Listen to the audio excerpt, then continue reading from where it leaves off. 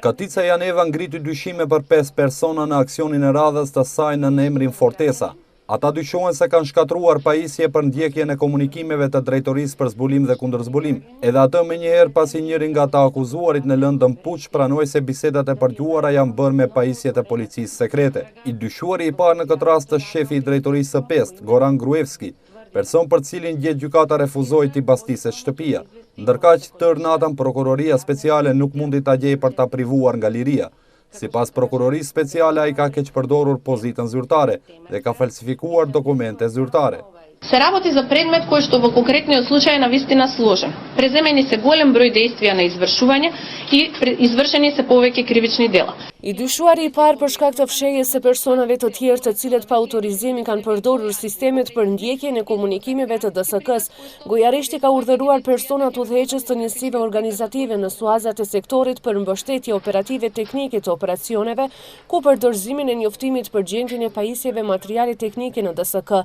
Urdhri këtij është dhënë me qëllim që të tregohet gjoja nevoja për shkatrimin e sistemeve për ndjekjen e komunikimeve, edhe pse në përputhje me raportin nga regjistrimi i vitit 2014 nuk është konstatuar nevoja për asgjësimin e pajisjeve ose sistemeve në çfarëdo baze.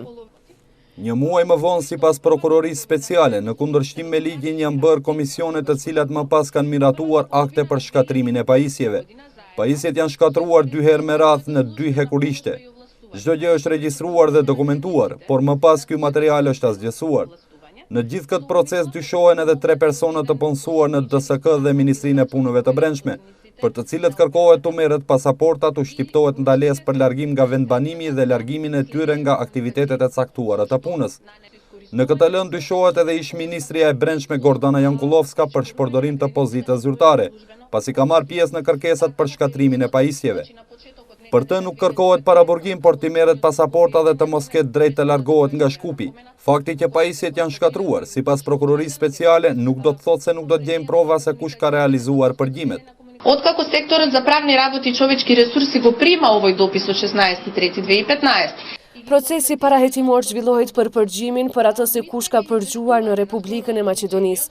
Ne besojmë se dhe krahas sistemeve të shkatruara për ndjekjen e komunikimeve, megjithatë do të gjendet ndonjë mekanizëm që përmes të dhënave teknike do të ekzistojë ndonjë mënyrë që të konfirmohet se kush në të vërtetë ka përgjuar dhe të sigurohen provat për këtë. Nga prokuroria speciale thonë se lënda Fortesa nuk do të jetë e vetmja që do të trajtojë përgjimet e paligjshme. Nga ana tjetër ka mundësi që shumë shpejt të zgjerohet numri i personave të dyshuar, kur ekipi i Katica Janevës do të sigurohet se ka grumbulluar prova të mjaftueshme.